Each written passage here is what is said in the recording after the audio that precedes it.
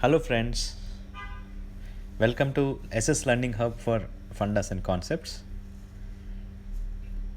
In our previous videos, we have seen that plants can prepare their own food by the process of photosynthesis, but animals and humans cannot.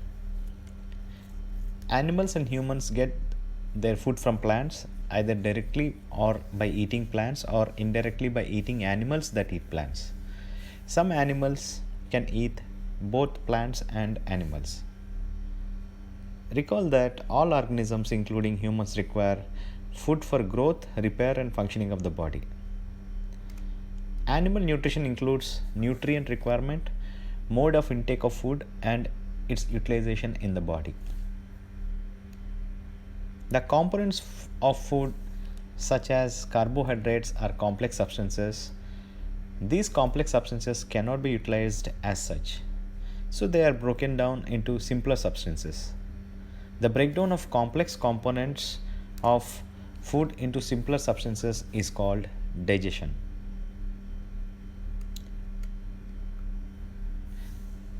Different ways of taking food. The mode of taking food into the body varies in different organisms.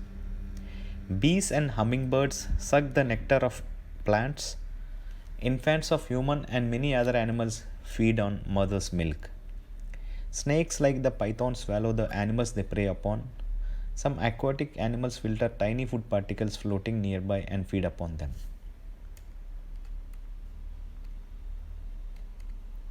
Digestion in humans. We take in food through the mouth, digest it, and utilize it. The unused parts of the food are defecated. The food passes through a continuous canal which begins at the buccal cavity and ends at the anus. The canal can be divided into various compartments, which are the buccal cavity, food pipe or esophagus, stomach, small intestine, large intestine, ending in rectum, and the anus. Is it not a long path? These parts together form the alimentary canal, which is also called as a digestive tract. The food components gradually gets digested as food travels through the various compartments. The inner walls of the stomach and the small intestine, and the various glands such as salivary glands, the liver, and the pancreas secrete digestive juices. The digestive juices convert complex substances of food into simpler ones. The digestive tract and the associated glands together constitute the digestive system. Now let us know what happens to the food in different parts of the digestive tract. Firstly, the mouth and the buccal cavity. Food is taken into the body through the mouth. The process of taking food into the body is called ingestion. We chew the food with the teeth and break it down mechanically into small pieces. Each tooth is rooted in a separate socket in the gums. Our teeth vary in appearance and perform different functions. Accordingly, they are given different names.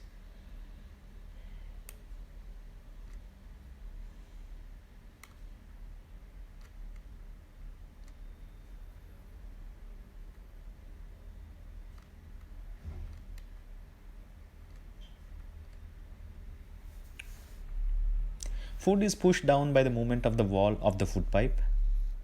Actually, this movement takes place throughout the alimentary canal and pushes the food downwards.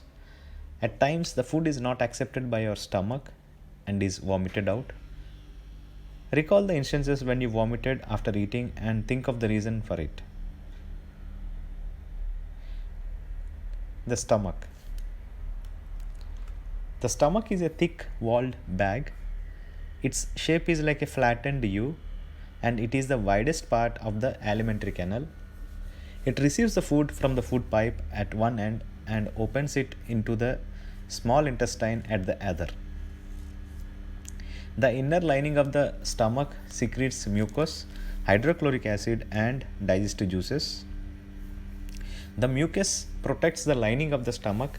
The acid kills many bacteria that enter along with the food and makes the medium in the stomach acidic. The digestive juices break down the proteins into simpler substances. The small intestine. The small intestine is highly coiled and is about 7.5 meters long. It receives secretions from the liver and the pancreas. Besides, its wall also secretes juices. The liver is a reddish brown gland situated in the upper part of the abdomen on the right side. It is the largest gland in the body. It secretes bile juice that is stored in a sac called the gallbladder. The bile plays an important role in the digestion of fats. The pancreas is a large cream colored gland located just below the stomach. The pancreatic juice acts on carbohydrates and proteins and changes them into simpler forms.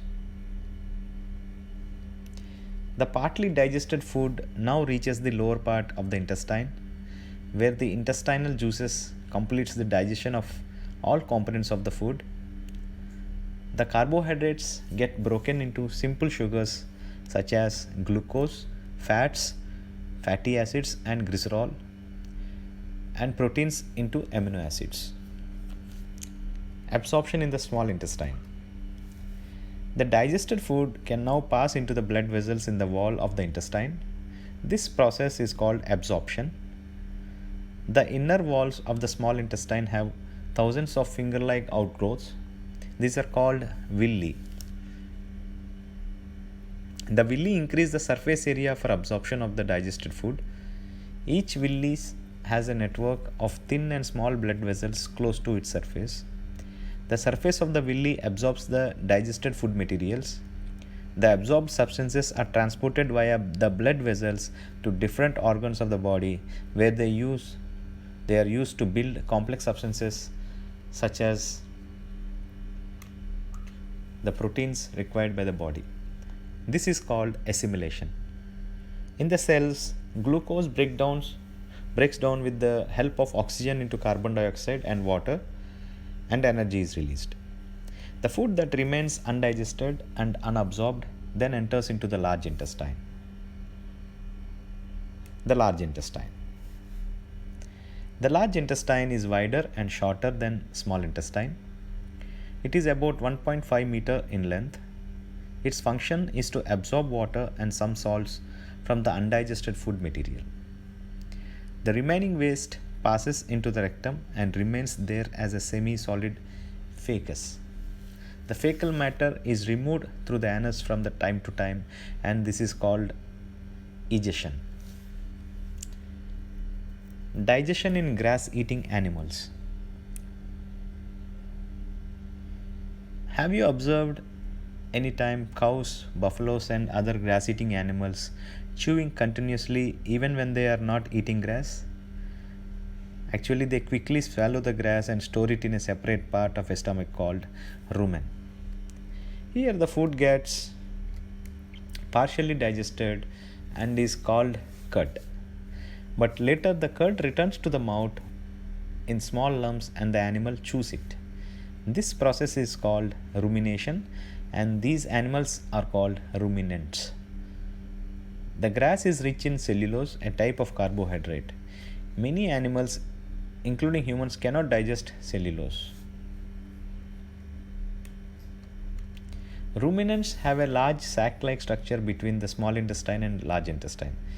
The cellulose of the food is digested here by the action of certain bacteria which are not present in humans. So far you have learnt about animals which possess the digestive system, but there are many small organisms which do not have a mouth and a digestive system. Then how do they acquire and digest food? In this section, you will learn about another interesting way of food intake. Feeding and digestion in amoeba. Amoeba is a microscopic single-celled organisms found in pond water. Amoeba has a cell membrane, a rounded, dense nucleus, and a small bubble-like vacuoles in its cytoplasm. Amoeba constantly changes its shape and position. It pushes out one or more finger-like projections called pseudopodia or false feet for movement and capture of food. Amoeba feeds on some microscopic organisms. When it senses food, it pushes out pseudopodia around the food particle and engulfs it. The food becomes trapped in a food vacuole. Digestive juices are secreted into the food vacuole. They act on the food and break down into simpler substances. Gradually, the digested food is absorbed. The absorbed substances are used for growth, maintenance, and multiplication. The undigested residue of the food is expelled outside by the vacuole. The basic process of digestion of food and release of energy is the same in all animals. In the later chapter, you will learn about the transport of food absorbed by the intestine to the various parts of the body. Thank you for your listening.